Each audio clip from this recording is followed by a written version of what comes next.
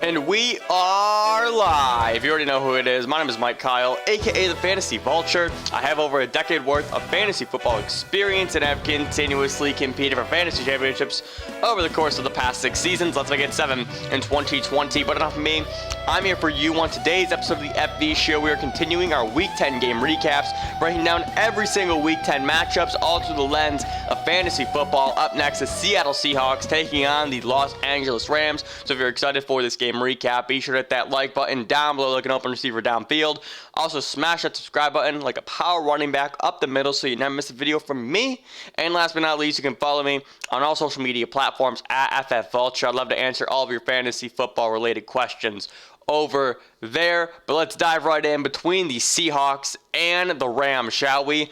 The Rams, oh, wait a second, I did not improve those records at all. The Rams are not 9-0. Instead, they are 6-3, and the Seahawks are also 6-3. Whoops, my bad. But the Rams defeat the Seahawks by a final score of 23-16, and the offense halted for Seattle in this game. Russell Wilson comes down from grace, 22 of 37 for 248 yards, 60 rushing yards, and 3 turnovers.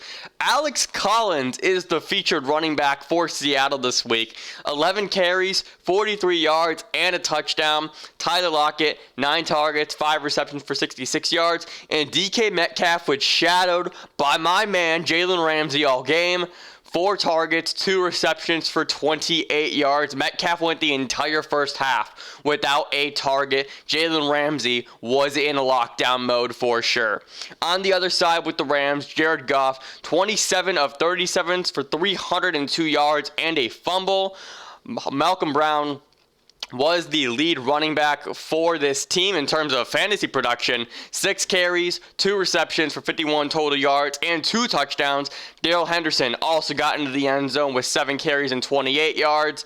Josh Reynolds, the wide receiver 3 for this team, led the team in receiving, 10 targets, 8 receptions for 94 yards. Reynolds has been putting together a nice string of games recently, but Cam Akers, the rookie running back out of Florida State, who I and a lot of others liked, led the team in carries for the first time in his career. Again, the Rams defeat the Seahawks by a final score of 23-16. So there's a few things I want to talk about here, and the first being the running back situation in Seattle. And I think the moral of the story here is it doesn't matter who is in the backfield for the Seahawks. They are going to be relevant for fantasy football purposes. We saw last week that the past 2 weeks rather, it's been DeeJay Dallas. And then we've seen all year previously, it's been Chris Carson. We know Rashad Penny last year. When he got some run, he was productive. And then this week, there was this weird swirling rumor that Alex Collins was going to be the featured running back. And he was. Comes in off the street, 48% of snaps, 11 carries, 43 yards, and a touchdown. Just what? What? Right, and this speaks to my point of why I don't think that the Seahawks are going to re-sign Chris Carson this offseason, because it doesn't matter who they put back there. They're going to be productive for fantasy football purposes. And the thing that makes Alex Collins so frustrating is DeeJay Dallas did not get a carry until the third quarter. This was a guy who's come in, has seen 18 carries, 7 carries last week, a guy who's been on the field in absence of Chris Carson and Carlos Hyde.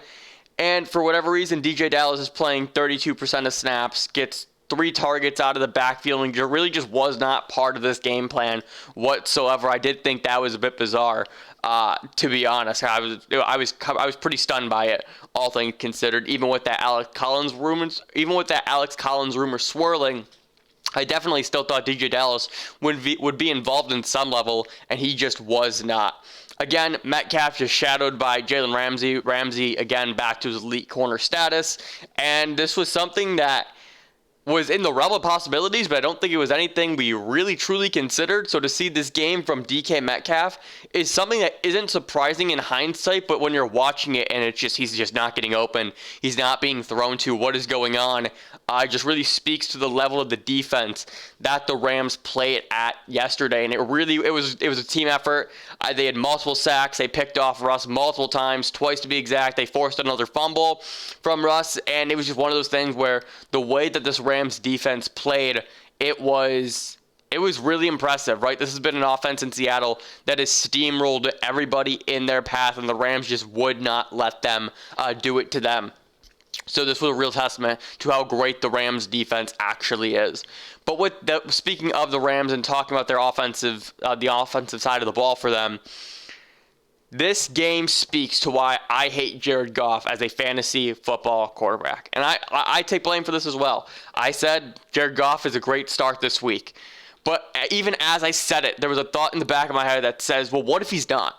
Because we've seen games like this from Jared Goff where he has great matchups. I mean, like incredible matchups for Jared Goff, and he just doesn't come through for you. Trying to predict the good Jared Goff game is truly impossible. There is no way to do it. You look at the games that he's had great games against. The Eagles, he had a dud game versus Dallas. The Bills, he had a great game, and that's a great secondary. Washington has a great secondary, and he tore them apart. And everybody else, he's played meh or poor against.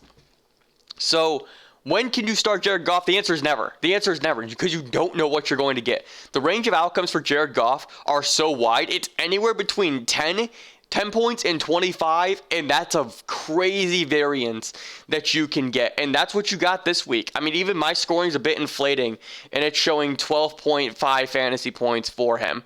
And honestly, it looks like that without that inflation, it's going to be it's going to be around 10. So just looking at that, this matchup versus Seattle was so damn good. And he just did not pick them apart in the way that every other quarterback has done so this season. He still threw for 300 yards, so that's great, but to not even be able to get into the end zone at all versus defense is kind of mind-blowing, all things considered. Instead, the Rams got all of their production through the ground. Malcolm Brown, 2 rushing touchdowns. Darrell Henderson gets in the end zone as well. And we are back to you are hoping for a touchdown whenever you are playing a running back for the Los Angeles Rams. Malcolm Brown, 42% of snaps. Darrell Henderson had 32% of snaps. And Cam Akers had 25% of snaps. It's one of those things where we're back to running back hell with the Rams, with Malcolm Brown being back and healthy, with Cam Akers being back and healthy, Darrell Henderson back and healthy, right? Everybody's just this is a healthy unit, and what we get from them is to be determined. Of this group, it looks like I'm still going to roll with Darrell Henderson. Just seems to be the guy that is getting the most work of the group. Yes, Cam Akers had more carries in him this week, but I still think throughout the season it's been Darrell Henderson as the guy, with Malcolm Brown rotating in for some goal line work and Cam Akers just being used a bit sporadically. So I'm going to roll with Darrell Henderson moving forward. Of the wide receiver core, Cooper Kupp let you down. Robert Woods let you down, but Josh Reynolds is the guy who I really want to talk about here. We've now seen 3 straight games, and honestly, it's been 4. In 3 of the past 4 games specifically, Josh Reynolds has had double-digit fantasy points. The one game where he didn't, he still had 9 targets, right? So it really was just a letdown performance in that aspect. But you're seeing Josh Reynolds become more and more involved in this offense the past 3 games. 8 targets, 9 targets, and then this week versus Seattle, 10. Caught 8 passes for 94 yards this week. He's being more and more involved, and what does that do for Cooper Kupp and Robert Woods? I'm not sure yet. I'm not panicked by those two by any means. But to have them both disappoint in a game like this versus Seattle, where Josh Reynolds is the one who's being fantasy productive, kind of is well, it's kind of a slap in the face, all things considered, because the matchup for these 2 and for these 3 were so great, and to see only one of them come through with the big game, and of course it's the third option, it's not even the first or the second, just makes that hurt just a little bit more. Josh Reynolds is probably a guy you need to speculatively add going forward, just because if these targets continue to improve and to stay at, or even just stay at the rate where they're at right now, just something to keep an eye on. And this is an offense that can score, so he can be a guy who might be able to win you some championships down the line if his involvement continues. The Rams' rest of season schedule through the fantasy playoffs: Arizona, New England, the Jets, the Seahawks again, and then Arizona. So it's primed, it's juicy. Keep Robert Woods, hold Cooper Kupp, pick up Josh Reynolds, maybe even look at your waiver wire potentially for if Cam Akers is there. He might have been dropped. I know he was just dropped recently in my league, so that could be a guy who might see more and more work as we progress throughout the rest of this season. But thank you so much for watching this game recap. If you enjoyed, be sure to hit that like button down below, like an open receiver downfield. Also smash the subscribe button like a power running back up the middle so you don't miss a video from me. And last but not least, you can follow me on all social media platforms at FFVulture. I'd love to answer all your fantasy football related questions over there. But I'm going to get out of here. Thank you so much for watching. Remember, people come and go, but fantasy championships are forever, and I will see you in the next video.